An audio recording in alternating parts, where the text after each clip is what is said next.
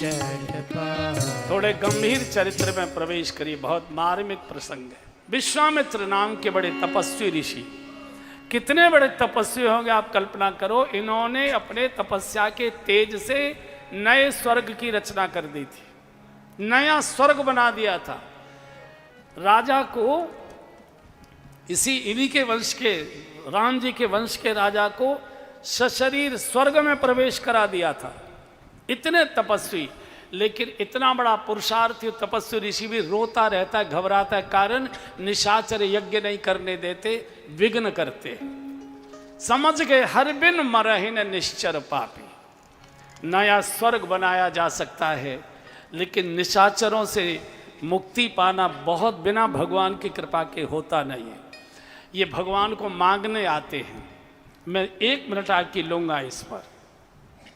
उस समय त्रेता युग का समय था, भगवान शरीर लेकर प्रकट हो चुके थे और विश्वामित्र जी का प्रभाव इतना ज़्यादा था कि वो राम लक्ष्मण को मांग के भी ले गए थे। अब हमको तो भगवान नहीं मिलेंगे, तो हम इन निशाचरों से हम कैसे बचें? 2 शब्द होते, एक होते हैं राक्षस, एक होते निशाचर। राक्षस ये योनि है और निशाचर ये प्रवृत्ति है। वे प्रवृत्तियाँ, वे आदतें जो हमको निशी में विचरण कराने ले जाती हैं, रात में घुमाने ले जाती हैं, अंधेरे में ले जाती हैं, आँखों से ओझल होकर सबसे आँखों से बचा कर ले जाती हैं, किसी को पता न लग जाए हम कहाँ जाते जा रहे हैं, ऐसी सावधानी से ले जाती है, उनको निशाचर कहते हैं। और इन रात्रि में घुमाने वाली आदतों को बिना भगवान की कृपा के कोई तपस्वी भी नहीं इससे मुक्त हो सकता। अब त्रेता की बात थी, विश्वामित्र जी तो मांग कर ले गए, हम भगवान को कहाँ मांगें? तो इस युग में भगवान के पास जाने की आवश्यकता नहीं है। मेरा एक छोटा सा सूत्र पकड़ लीजिए, कोई कलयुग नहीं है। कलयुग केवल हमारे विचारों में है। आज भी सतयुग जैसा लोग जीवन जी रहे हैं। आखिर धन्ना जाट इसी कलयुग में तो है जिसके घर में भगवान लाठी लेकर पहरा देने के लिए, खेत रखाने के लिए आ गए। इसी कलयुग में तो मीरा जी हुई हैं जिनका विष भगवान ने आकर पी लिया। इसी कल में तो रामदास जी हुए जिन्होंने अपने शरीर पर, भगवान के ने अपने शरीर पर जिनकी लाठियाँ खाई थी। तो इस कलिकाल में बचना है तो कैसे बचें? पहले तो ये गलतफहमी निकाल दीजिए कि पूजा पाठ करने से ही कोई बच जाएगा, शुद्ध हो जाएगा। घर घर में पूजा पाठ हो रहा है, फिर गड़बड़ कहाँ हो रही है? कचहरियों में मेले क्यों लगे हुए हैं? थानों में भीड़ क्यों लगी हुई है? जेलें खचाखच क्यों भरी हुई हैं? पुलिस को पसीना क्यों आ रहे हैं? उसका कारण है कि उसकी औषधि हमको नहीं मिलेगी निशाचरी की। 3 औषधि हैं बंधुओं, बचना है तो पकड़ लीजिए। जब तक हम कुआरे हैं, जब तक हम अविवाहित हैं, बेटे हैं या बिटिया हैं, अपने माता पिता की इज्जत को अपने सिर पर रखिए। आदमी का सिर खाली रहेगा तो बीमार होगा, जाड़े में खाली रहेगा ठंड लगेगी, नाक चलेगी, जुकाम होगा, बरसात में खाली होगा सिर भीगेगा, स्नोफीलिया होगा, और धूप में मई जून में अगर धूप लगेगी तो लू लग जाएगी, बीमारी होगी। इसलिए पुराने लोग सिर खाली नहीं रखते थे, सिर पर कोई न कोई टोपी, पगड़ी, खेस कुछ न कुछ रहता था। तो वो शारीरिक बीमारी की बात मैंने कर दी। ये जो आध्यात्मिक बीमारी है, जो दुर्गुणों की ओर हमको ले जाती है, रात के अंधेरे में छुपाकर हमको जो ले जाती है, उससे बचने के 3 उपाय हैं। जब तक हम कुआरे हैं तब तक अपने माता पिता की इज्जत को अपने शीश पर रखिए कि मैं किनका बेटा हूँ, मैं किनकी बिटिया हूँ, मेरे पिता की बाप की कितनी बड़ी इज्जत है। लोग क्या कहेंगे? उनका बेटा यहाँ, उनका बेटा ये खा रहा है, ये पी रहा है, यहाँ खड़ा हुआ है। आपके कदम रुक जाएंगे अगर आप अपने पिता को हर समय याद रखोगे, उनकी इज्जत को, सम्मान को याद रखोगे तो। फिर बोल रहा हूँ, कोई पूजा पाठ नहीं बचा पाएगा। घर घर में पूजा पाठ हो रहा है, घर घर में गोपाल जी बैठे हुए हैं, घर घर में मंदिर बना हुआ है। ये हाहाकार क्यों मचा है परिवारों में? क्योंकि हम इस सिद्धांत से दूर हैं, हमारे सिर पर कोई नहीं है, कोई अदब हमारे सिर पर नहीं है, परम स्वतंत्र सिर पर कोई। तो जब तक हम अविवाहित हैं, बेटा है या बेटी है, अपने माता पिता की इज्जत को, मेरे पिताजी मुंह दिखाने लायक नहीं रहेंगे, नो सर, मित्रता मित्रता की जगह पे, धन्यवाद, थैंक्स, नहीं, बिल्कुल नहीं। फिर हम शादीशुदा हो गए, बाल बच्चेदार हो गए, तो फिर अपने छोटे बच्चों को बड़ा बनाकर अपने सिर पर रखिए। पहले चल जाता था भैया, अब बच्चे समझदार हो गए, बच्चे सब जानने लगे हैं, बिल्कुल नहीं सर, क्षमा करिए, बच्चों के सामने मुंह नहीं दिखा पाएंगे, हम कैसे करेंगे, बिल्कुल नहीं चलेंगे। बच्चों को बड़ा बनाकर हर समय अपने सिर पर रखिए, जिधर जाना है उधर रुक जाएंगे, जो खाना है वो छोड़ देंगे, जो पीना है उसको छुएंगे नहीं। बच्चों को अगर याद रखोगे कि मेरे बच्चों पर इसका क्या असर पड़ेगा, और जब हम 40-45 वर्ष के हो जाएं, व्यक्ति दो उम्र में बिगड़ता है, 14 वर्ष की आयु से बिगड़ना शुरू होता है और फिर 45 वर्ष की आयु से बिगड़ना शुरू होता है। बीच का काल उसका पुरुषार्थ का होता है। तो वो जो आगे का है 45 वर्ष का, उस समय किसको सिर पर रखें? अपने गुरु को अपने सिर पर रखिए। मैं उनके चरणों में बैठता हूँ, उनका आशीर्वाद मुझे मिला हुआ है, उनके कर कमल मेरे शीश पर हैं। वो मेरे आचरण व्यवहार के बारे में सुनेंगे तो क्या सोचेंगे मेरे लिए? आपके कदम रुक जाएंगे, आपके कदम रुक जाएंगे। अभ्यास करके देख लीजिए, प्रयोग करके देख लीजिए। विश्वामित्र जी अयोध्या आ गए, महाराज ने स्वागत सत्कार किया, चारों बेटों को बुलाकर प्रणाम कराया। साधु आता है तो बच्चों से प्रणाम जरूर कराइए, लेकिन बच्चों से प्रणाम करने से पहले हम प्रणाम करें माथा टेक कर। हम करते क्या, हम तो खड़े रहते हैं, ए बाबा जी को धोख दे, बाबा जी को धोख दे। और कई तो मैंने देखे गर्दन पकड़ के ऐसे दबाता है, ए बाबा जी को धोख दे, बाबा। अब बच्चा ऐसे करता है, ऐसे करता है। अब चूंकि बच्चे में ताकत नहीं और आप में ताकत ज़्यादा, तो आपसे दबोच लेते हैं। लेकिन उसी समय बालक के मन में गांठ बंध जाती है कि आज मेरी गर्दन कमज़ोर है, आपने मुझे दबोच दिया। पापा, जब आपकी गर्दन कमज़ोर होगी तो ऐसा दबोचूंगा कि ची भी नहीं कर पाओ। इसलिए आपने देखा हर वृद्धावस्था में बेटा बाप को हमेशा दबोच के रखता है, चूँकि हमने उसको दबा के रखा है। अपने सदाचरण से उसको दबाइए, अपने शारीरिक बल से मत दबाइए। प्रणाम किया है। दशरथ जी ने कहा, ऋषिवर मैं जानता हूं आप अचानक और अकारण न कहीं जाते हैं न कहीं आते हैं, सच बताइए कई कारण आगमन तुम्हारा। इतना कहना था, ऊंचे आसन पर विश्वामित्र जी बैठे थे, धड़ाम से नीचे गिर पड़े और दशरथ जी के चरणों को, कदमों को दोनों हाथों से पकड़कर सिर रख दिया और रो रो कर कहने लगे, राजन असुर समूह सतावहि मोहि। एक बुराई नहीं, बुराइयों के समूह सताते हैं। सतावहि मोहि मैं याचन आयहूं नपतोहि, मैं याचन आयहूं नपतोहि।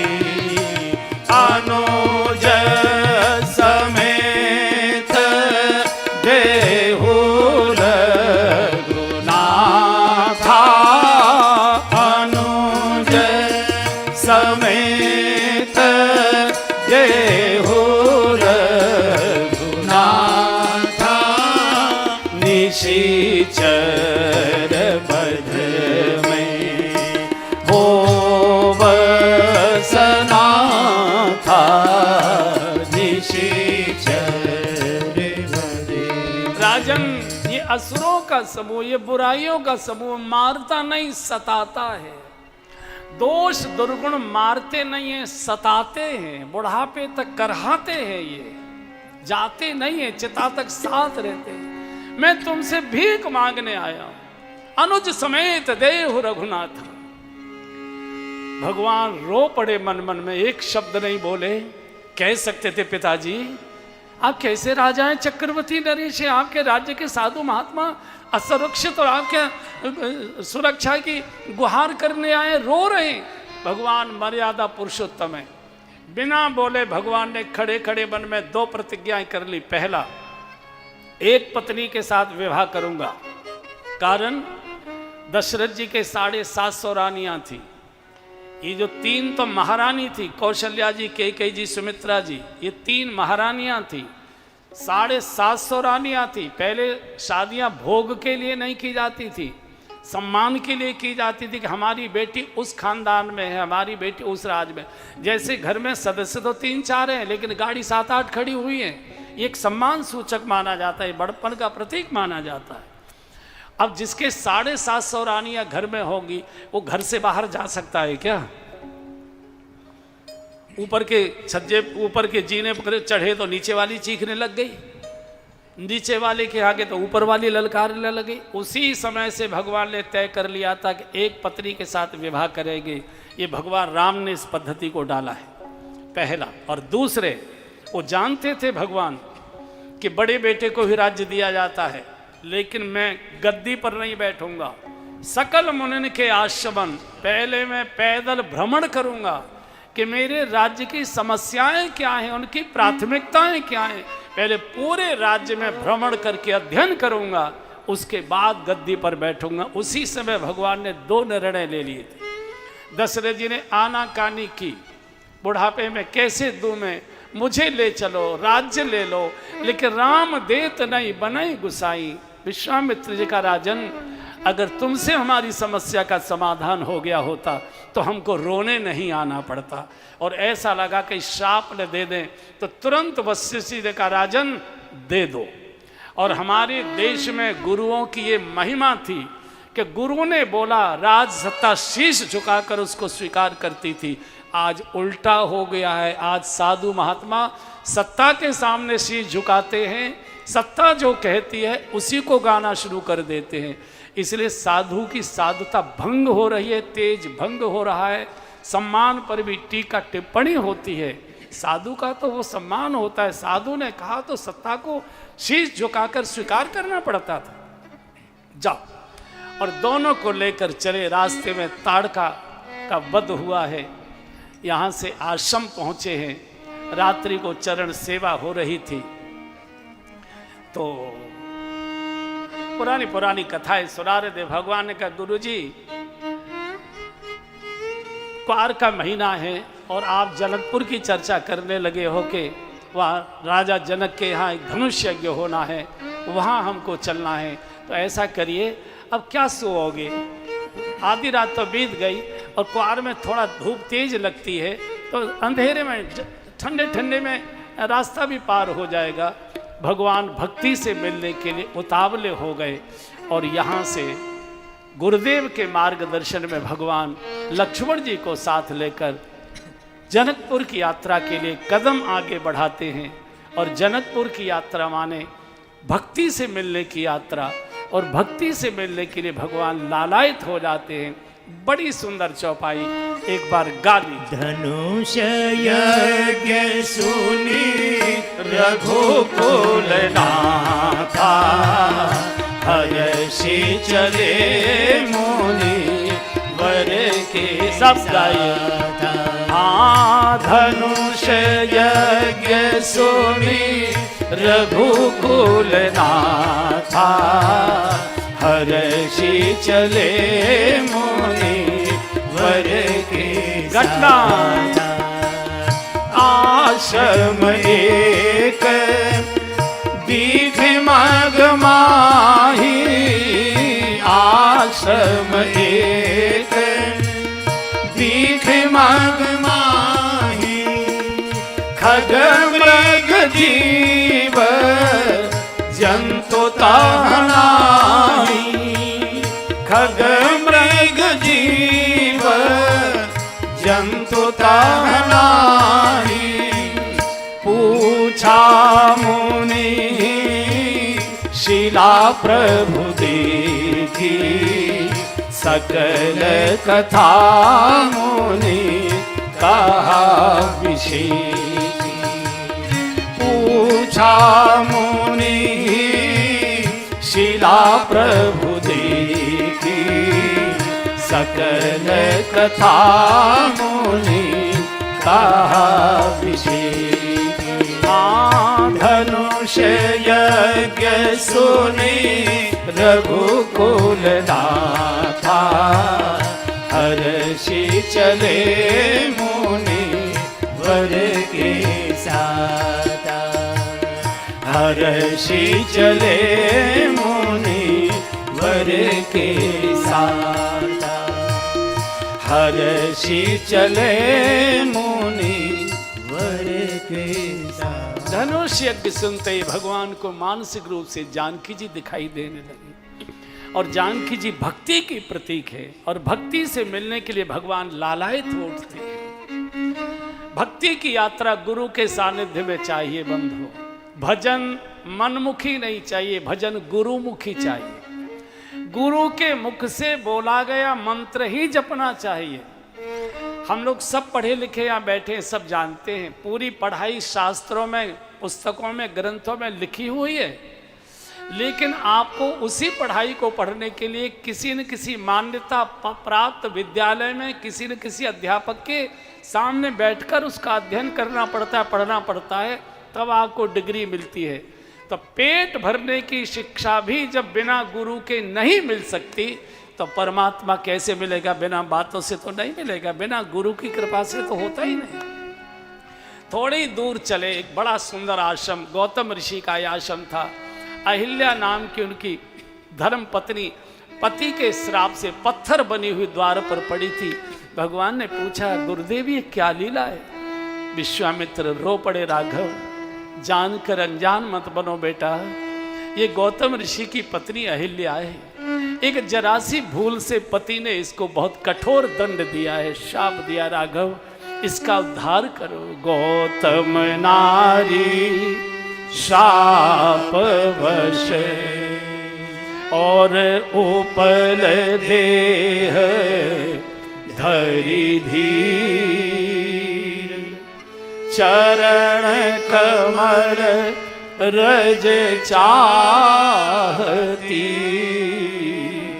अब कृपा करहु रघुबीर। बड़ा मार्मिक प्रसंग है बंधु अहिल्या जी का। पति ने शाप दे दिया, पत्थर। अहिल्या बुद्धि की प्रतीक है, और बुद्धि कभी कभी भोग के प्रति जब आकर्षित हो जाती है तो गड्ढे में गिर जाती है। आदमी कहता है यार क्या बताऊं, उस समय कुछ समझ में ना, या मेरी बुद्धि पर ऐसे पत्थर पड़ गए कि मैं कुछ समझ ही नहीं पाया। देखिए अहिल्या का उद्धार करने भगवान स्वयं चलकर गए हैं।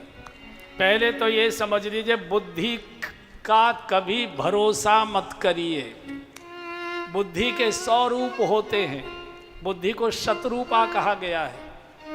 ये मंदिर में जाती है अलग प्रकार की होती है, घर में बच्चों में रहते हैं अलग प्रकार की हो जाती है, ऑफिस में जाते हैं अलग प्रकार की हो जाती है, दोस्तों में बैठते हैं अलग प्रकार की हो जाती है, ससुराल में साले के साथ घूमने जाते हैं बुद्धि अलग प्रकार की हो जाती है, सत्संग में जाते हैं यही बुद्धि अलग प्रकार की हो जाती है। बुद्धि के सैकड़ों रूप हैं, इसलिए हमेशा चंचल रहती है। लेकिन पति ने शाप दिया, ये छुप कर नहीं बैठी, द्वार पर बैठ गई, जिसको जो बोलना है सो बोलो। सैकड़ों इंद्र भी अहिल्या को पतित नहीं कर सकते। ये हमारे और आपके लिए मार्गदर्शन है कि जब मेरी जैसी पतिव्रता नारी, इतने बड़े पति के सानिध्य में रहने वाली, अगर मैं इंद्र के भोग के प्रति भ्रमित होकर आकर्षित हो सकती हूँ तो कृपया सावधान रहना। इसलिए सरकार को जगह जगह बोर्ड लगाने पड़े हैं, सावधानी हटी दुर्घटना घटी। भूल करना अपराध नहीं है बंधुओं, सबसे भूलें होती हैं, लेकिन भूल को रिपीट करना महा अपराध है।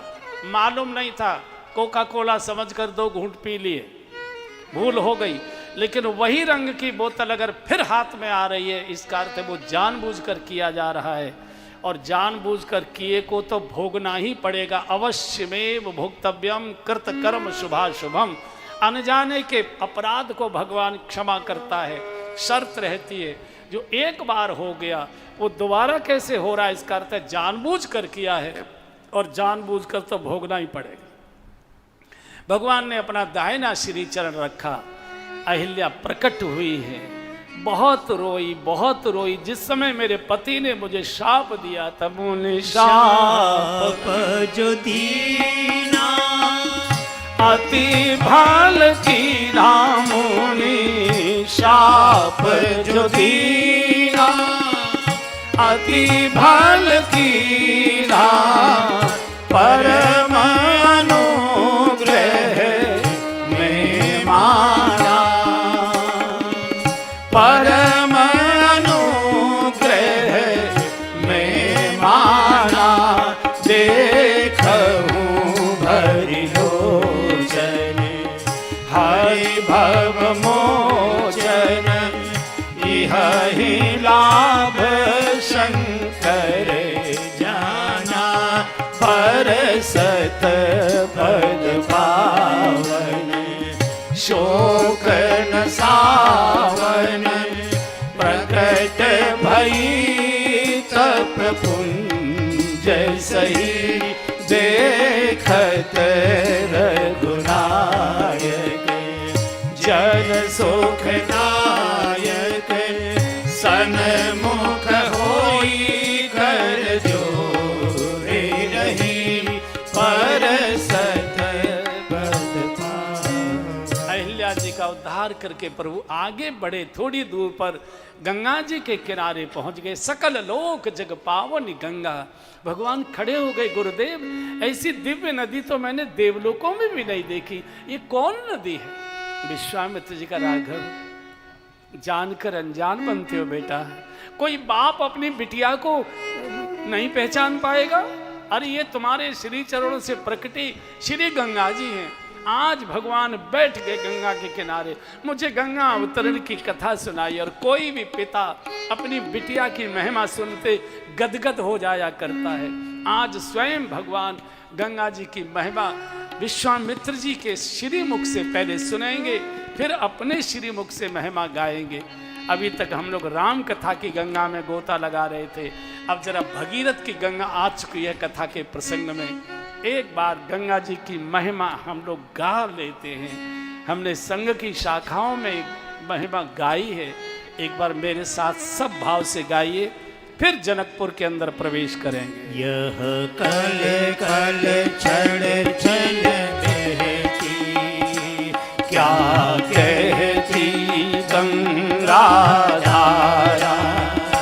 युग युग से बहता आता यह पुण्य प्रवाह हमारा। सब गाइए, ताली बजाइए। यह कल कल क्षण क्षण बहती, क्या कहती गंगा धारा। युग युग से बहता आता यह पुण्य प्रवाह हमारा। युग युग से बहता आता यह पुण्य प्रवाह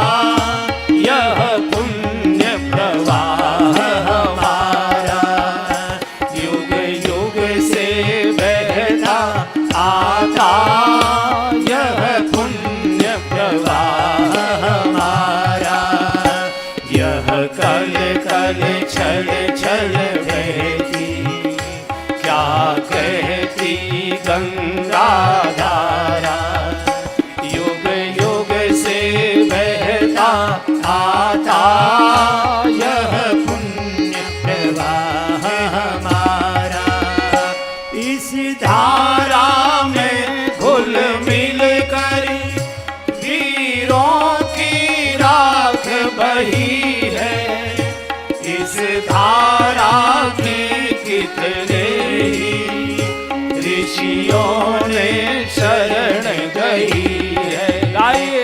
इसी धारा में घुल मिल कर वीरों की राख बही है। इस धारा में घुलने ऋषियों ने शरण गई है। इस धारा की गोदी में खेला इतिहास हमारा। युग युग से बहता आता यह पुण्य प्रवाह हमारा।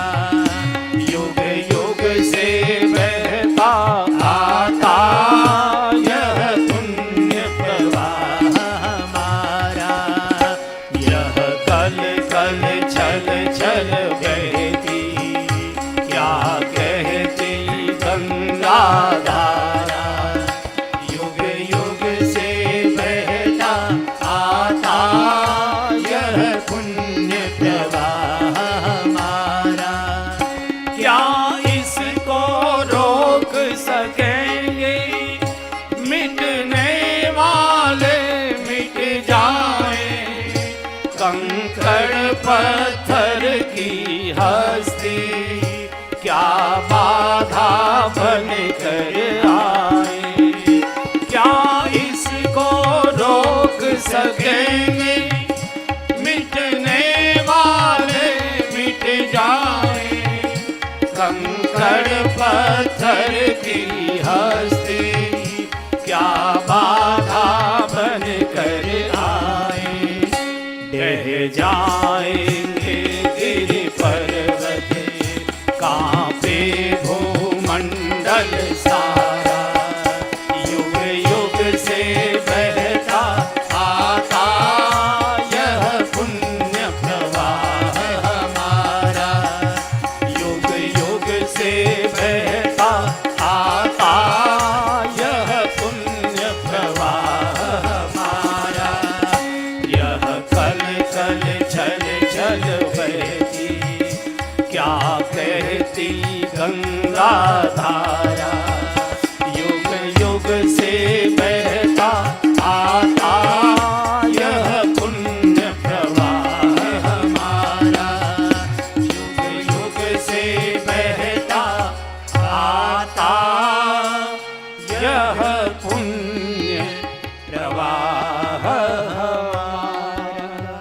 एक बार दोनों हाथ उठाकर बोलिए श्री गंगा मैया की जय।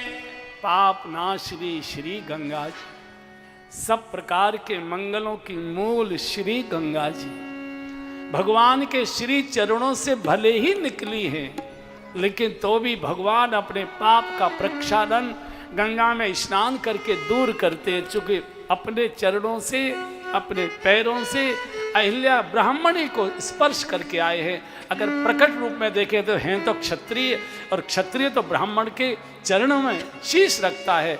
आज अहिल्या के शीश पर भगवान क्षत्रिय होने के कारण ग्लानि में हैं, अपने पाप का प्रक्षालन करते हैं। घाट के जो ब्राह्मण पुजारी जो बैठे थे उनको विविध प्रकार से दान देते हैं। गंगा स्नान करें और स्नान करने जाए तो अपनी क्षमता के अनुसार, अपनी स्थिति के अनुसार कुछ न कुछ दान गंगा जी पर अवश्य करना चाहिए। वहाँ पुरोहित बैठे, पंडा जी बैठे, कुछ नहीं, एक महात्मा को 2 केले ही दे दीजिए, 1 कप चाय ही पिला दीजिए। गंगा के घाट पर किया गया दान ये सैकड़ों गुना फलदायी हुआ करता है।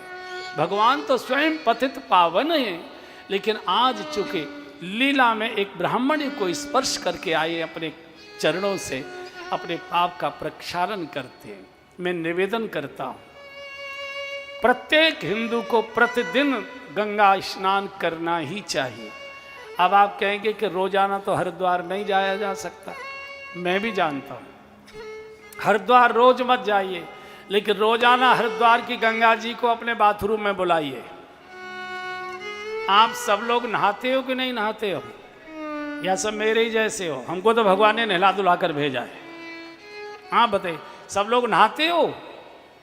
अरे कोई हाथ नहीं उठा रहा है, अरे झुट्टू कोई उठा दो।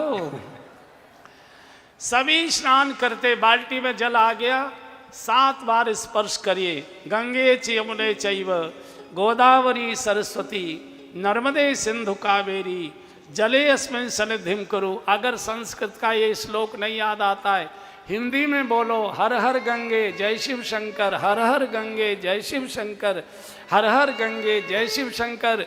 मग डालते जाओ, जल डालते जाओ, मैल उतारते जाओ और बोलते जाओ, हर हर गंगे जय शिव शंकर, हर हर गंगे जय शिव शंकर। आपको अनुभव आएगा। स्नान तो आपने अपने घर के बाथरूम में किया होगा, लेकिन जब निकल कर आओगे स्नान करके तो लगेगा हरिद्वार की हर की पैड़ी पर गोता लगा कर आए हैं। इतनी पवित्रता से नित्य गंगा स्नान करें। यहाँ से भगवान जनकपुर में प्रवेश करते हैं। जनक जी का एक बहुत सुंदर बाग था। विश्वामित्र जी का राघव बड़ी सुंदर जगह है, यहीं ठहर लेते हैं। स्नान आदि की भी, पूजा पाठ की बड़ी सुविधा है। इधर जनक जी के जो बाग के रक्षक थे वो दौड़कर गए जनक जी के दौरा, महाराज महाराज विश्वामित्र महामुनि पधारे, इस समय बाग में ठहरे हुए हैं, उनके साथ बहुत सुंदर कोई 2 राजकुमार आए। विश्वामित्र जी का बहुत सम्मान था उस समय देश के अंदर। जनक जी स्वयं अपने छोटे भाई सेवक सचिवों को साथ लेकर आए हैं बाग में। साष्टांग प्रणाम किया, ऋषिवर मुझे अपना कोई पुण्य याद नहीं आ रहा कि जिस पुण्य के फल परिणाम स्वरूप आप जैसे महापुरुष का शुभागमन मेरे नगर में, मुझे ऐसा लगता है कि मेरे पूर्वजों ने कोई बड़े पुण्य किए हैं कि आपका शुभागमन हुआ। विश्वामित्र जी ने कुशल क्षेम पूछिए। इतने में तो दोनों भाई बाग से घूम कर आते ही अवसर आए, दो भाई ते ही अवसर आए, दो भाई गए रहे देखन फूलवाई, गए रहे देखन फूलवाई।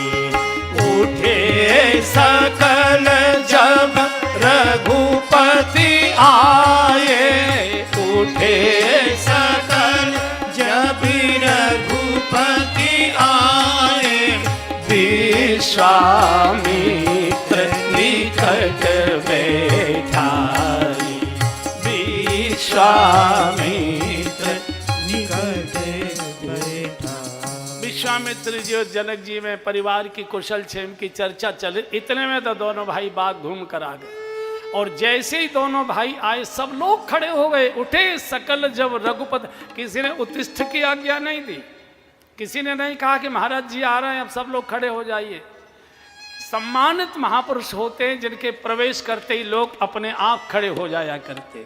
उठे सकल जब रघुपति आए, विश्वामित्र जी ने दोनों को बिठा लिया। जनक जी विदेह हैं, विदेह कहे जाते हैं, दैहिक सौंदर्य से ऊपर उठे हुए। विश्वामित्र जी से तो वार्ता करना भूल गए। बोले गुरुजी ये बातचीत तो हमारी आपकी बाद में भी हो जाएगी, पहले ये बताइए कहो नाथ सुंदर दो बालक, ये दोनों सुंदर बालक कौन है? मुनिकुल तिलक कि नृपकुल पालक? ये मुनि के परिवार के हैं कि राज परिवार के हैं? ये कौन है? कहीं ऐसा तो नहीं है कि ब्रह्म ने 2 रूप धारण कर लिए हो? ब्रह्म जो निगम नैत कहे गावा, उभय वेश धर की सोई आवा। विश्वामित्र जी ने कुछ बताना चाहा तो भगवान ने आंख का इशारा कर दिया, नहीं गुरुदेव बात खुल गई तो बहुत मुश्किल हो जाएगी।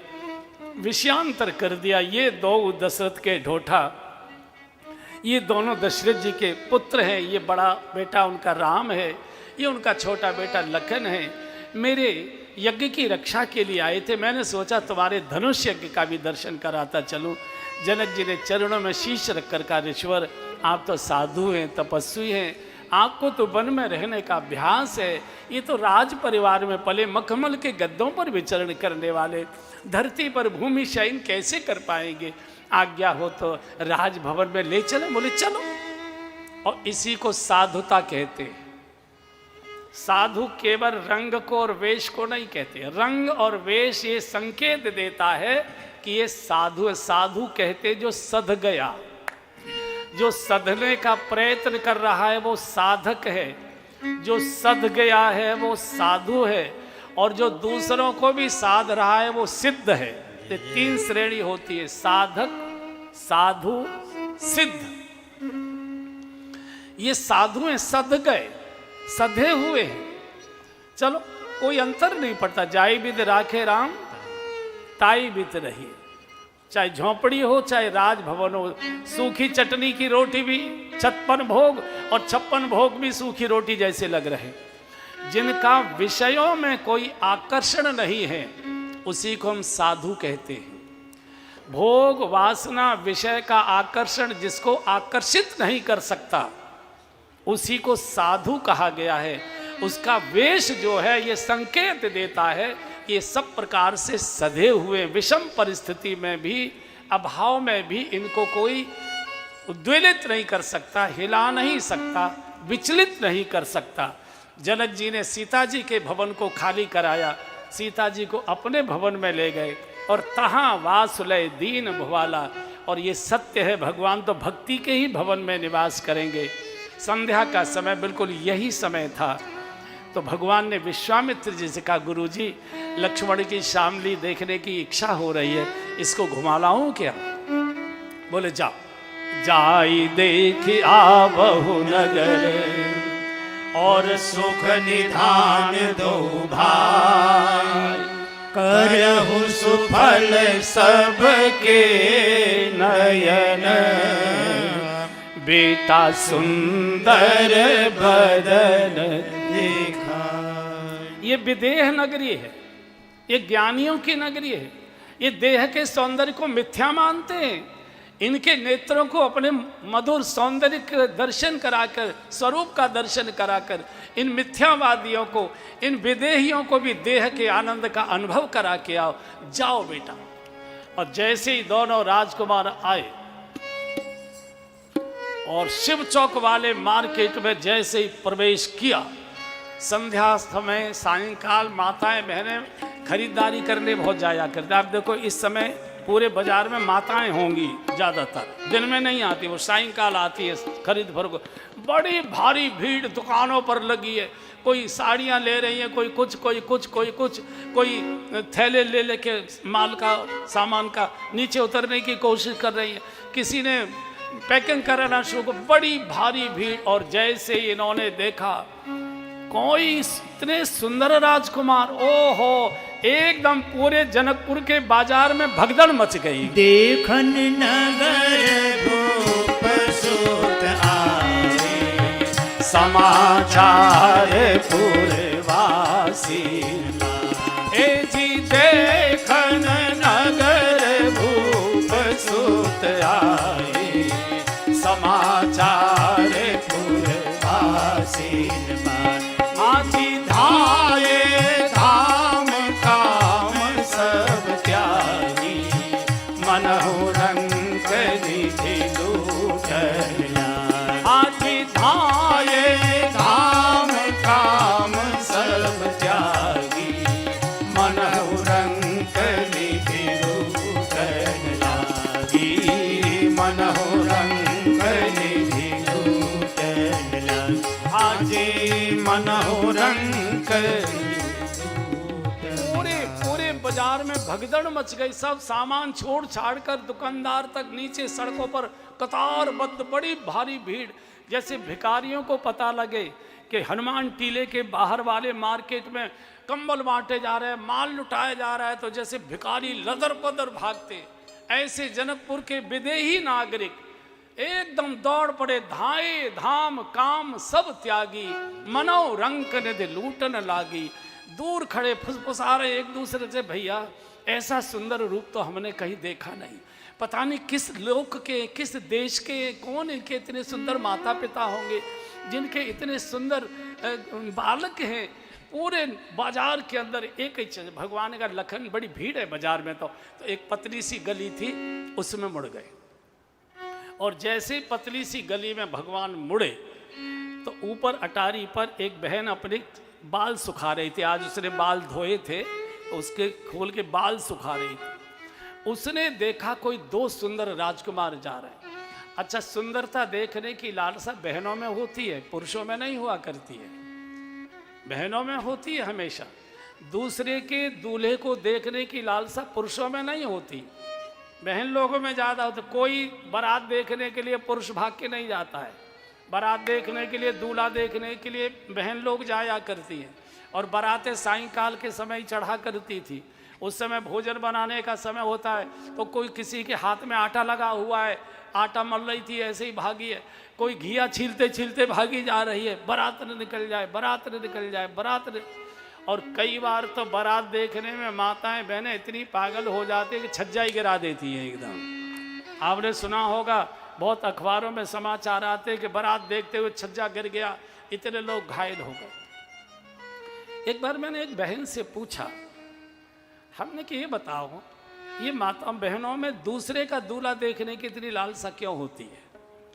तो उन्होंने कहा कि ये मिलान करने जाती हैं कि हमारे ही जैसे हैं कि और तरह के हैं। तो मैंने कहा कि और तरह के भी हुए, अब दूल्हा तो बदला नहीं जा सकता, जो माथे मड़ गया वही ढोना पड़ेगा, इसको तो बदल नहीं सकते। लेकिन माताओं में सौंदर्य दर्शन की एक लालसा हुआ करती है। तो जैसे इसने देखा बड़े सुंदर राजकुमार, जोर से खांसी मठारी ताकि ऊपर को मुखमंडल करे और हम दर्शन करें। भगवान ने और नीचे को कर लिया। इसने सामने वाली छत पर जो सखी थी उसका कहा, ओ कलावती, ओ कलावती, दौड़ के आ। इसने उससे सामने वाले को, पूरी गली में युवती भवन जरो करने लागी, राम रूप देखें अनुरागी। एक ही चर्चा हो रही है, इतना सुंदर रूप तो हमने कभी देखा नहीं, पता नहीं किस देश के हैं, कहाँ से आए हैं, कौन इनके सुंदर माता पिता होंगे। कोई एक आधा ने सुन लिया था किसी के द्वारा, तो ये उसने कहा कि ये दो दरसत के झोटा, बाल मरालन के कल जोटा, मुन कौशिक मुख के रखवारे। और ये तो दशरथ जी के दोनों कुमार हैं, आगे वाले बड़े सांवले सलोने हैं, वो राम है इनका नाम, पीछे वाले लखन है, सुन सखे तास सुमित्रा माता। लक्ष्मण जी ने भगवान का हाथ पकड़, भगवान अब आपको दर्शन देना पड़ेगा, ये हमारी मम्मी को भी जानती है, लगता है अयोध्या की लड़की यहाँ शादी हो करे। भगवान ने कहा इनकी बातों में मत आ, ये माया की नगरी है, माया में फंस जाएगा, माता पिता इंतजार, गुरुजी इंतजार करते रह जाएंगे, सीधा चल। अब भगवान आगे बढ़ने की कहते हैं, लक्ष्मण जी हाथ पकड़े हुए, ऊपर बड़ी भारी उत्सुकता है, कैसे हो, क्या हो, कैसे दर्शन हो। बहुत देर हो गई, बहुत देर हो गई। तो एक बूढ़ी मैया शाम के समय छत पर बैठी हुई थी, बूढ़ी भी थी और थोड़ी लड्डू कचौड़ी खाई हुई थी, थोड़ी गुदगुदी भी थी। तो वो इन बहुओं की बातें बड़ी कान लगाकर सुन रही थी। तो वो लाठी, अच्छा ये बूढ़ी माताएं जो होती है ना, वैसे तो ऊंचा सुनती है, लेकिन बहुओं की फुसफुसाहट भी सुन लेती हैं ये। तो वो बैंत टेकती आई, बोले क्यों नहीं बहुओं, मैं इतनी देर से सुन रही हूँ, बरसावरो जानकी जोगू, बरसावरो जानकी जोगू।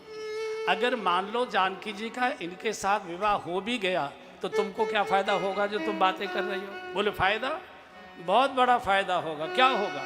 बोले बारही बार स्नेह वश और जनक बुलाऊ बसी, लेने आई यही बंधु दो, कोटि काम करमनी। जानकी जी जनक जी की बहुत लाडली बिटिया है। अगर जानकी जी का इनके साथ विवाह हो जाएगा तो जब जानकी जी के दर्शन के लिए जनक जी व्याकुल होंगे तो बारही बार स्नेह वश और जनक बुलाओ बसी। स्नेह के कारण से, लाड़ के कारण से जनक जी जल्दी जल्दी जानकी जी को जनकपुर बुलाया करेंगे और ये जानकी जी को विदा कराने के लिए जल्दी जल्दी जनकपुर आया करेंगे और हमको घर बैठे इनका दर्शन होता रहेगा। इससे बड़ा और क्या भाग्य हो सकता। लक्ष्मण जी का प्रभु अब नहीं जाने दूंगा आपको। देखो कैसी अच्छी अच्छी बात, लखन मेरी बात मान ले, इनकी बातों में मत आ। बोले नहीं, जीव प्रार्थना करता है। लक्ष्मण जी जीव धर्म के आचार्य हैं, आचार्य प्रार्थना करता है भगवान से, प्रभु कृपा करो, प्रभु कृपा करो, प्रभु इस जीव के ऊपर कृपा करो। जब लक्ष्मण जी ने बहुत जिद की और भगवान ने अपना मुखमंडल ऊपर की ओर किया और जैसे ही भगवान के मुख का सबने स्वरूप का दर्शन किया, मूर्छित हो होकर गिर पड़े। जब भगवान आगे के लिए बढ़ने लगे तो रोने लगी जोर जोर से। भगवान ने कहा अब क्यों रो रही हो, अब तो आपने दर्शन कर लिया। सब बोल पड़ी अब हमारी भी व्यवस्था करिए। बोले क्या मतलब? बोले हमने तो अपना मन आपके ऊपर अर्पित कर दिया, अब बिना मन के इस तन का यहाँ क्या करेंगे। उधो मन नाही 10-20 एक हतो सो गयो श्याम संग को आराधे ईश। या तो हमको साथ लेकर चलो, नहीं आपका नाम लेकर हम सब की सब आत्महत्या कर लेंगी, सरयू में डूब के प्राण छोड़ देंगी, आपको हमारी हत्या का पाप लगेगा। भगवान ने कहा ले लखन कर ले सिफारिश और कल। भगवान ने कहा ये नहीं हो सकता, तो बोले हम प्राण छोड़ती। भगवान ने कहा प्राण मत छोड़ो, तो क्या करें? बोले प्रतीक्षा करो, हम प्रतीक्षा से मिलते हैं। कब तक की प्रतीक्षा करें? भगवान ने कहा कि इस बार के त्रेता युग में मैं मर्यादा का अवतार लेकर आया हूँ, एक पत्नी का व्रत लेकर आया हूँ। द्वापर तक की प्रतीक्षा कर लीजिए, द्वापर में सबकी सब चली आना बेरोक टोक, सबको स्वीकार कर लेगी, चिंता करने की जरूरत। और वही जनकपुर की सारी सखियां द्वापर में गोपियां बनकर आई हैं। पूरा नगर आज घर घर में कोई दूसरी चर्चा ही नहीं है। बरनत छवि जहत सगरो, बरनत छवि जहत सब गाइए।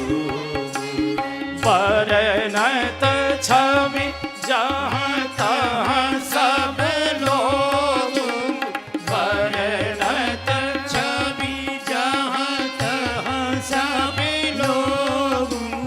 अवसि देखी यही देखन जो, अवसि देखी यही देखन जो। हर चौराहे पर, हर चाय की दुकान पर, हर होटल में, हर घर में, हर पार्क में एक ही चर्चा हो रही, अवश्य देखिए ही देखन योग। अगर आंखों से कुछ देखने लायक है तो इन राजकुमारों का मधुर स्वरूप देखने लायक है। बरनत छवि जहाँ तहाँ सब लोग, बिल्कुल जनकपुर के विदेह के नागरिकों को देह के अंदर इतना डुबो दिया भगवान के रूप सौंदर्य ने, जैसे भगवान कृष्ण के विरह में सारा ब्रजमंडल रो रो कर पुकारता था। बिल्कुल जनकपुर की वो दशा हो गई जो ब्रजवासी बोलते थे। हमें तो जोगनिया बनाई गयो रे, हमें तो जोगनिया बनाई गयो रे। ओ छोरा नंद खोरी, हमें तो बाबाजी बनाई गयो रे, हमें तो बाबाजी बनाई गयो रे। ओ छोरा नंद खोरी, हमें तो जोगनिया बनाई गयो रे, हमें तो जोगनिया बनाई गयो रे। आप तो छप्पन भोग लगावे, आप तो छप्पन भोग लगावे। हमें तो दर दर पे घुमाई गयो रे, हमें तो दर दर पे घुमाई गयो रे। ओ छोरा नंद खोरी, हमें तो बाबाजी बनाई गयो रे, हमें तो बाबाजी बनाई गयो रे। ओ छोरा नंद खोरी, हमें तो जोगनिया बनाई गयो रे, हमें तो जोगनिया बनाई गयो रे। आप तो ओढ़े शाल पीतांबर, आप तो ओढ़े शाल पीतांबर। हमें तो गुदड़ी में फंसाए गयो रे, हमें तो गुदड़ी में फंसाए गयो रे। ओ छोरा नंद खोरी, हमें तो बाबाजी बनाए गयो रे, हमें तो बाबाजी बनाए गयो रे। ओ छोरा नंद खोरी, हमें तो जोगनिया बनाए गयो रे। आप तो बस गए धाम द्वारिका, आप तो बस गए धाम द्वारिका, आप तो बस गए धाम द्वारिका, आप तो बस गए धाम द्वारिका, हमें तो वृंदावन बसाए गयो रे, हमें तो वृंदावन बसाए गयो रे, वो छोरा नंद को रे, हमें तो बाबा जी बनाए गयो रे, हमें तो बाबा जी बनाए गयो रे, वो छोरा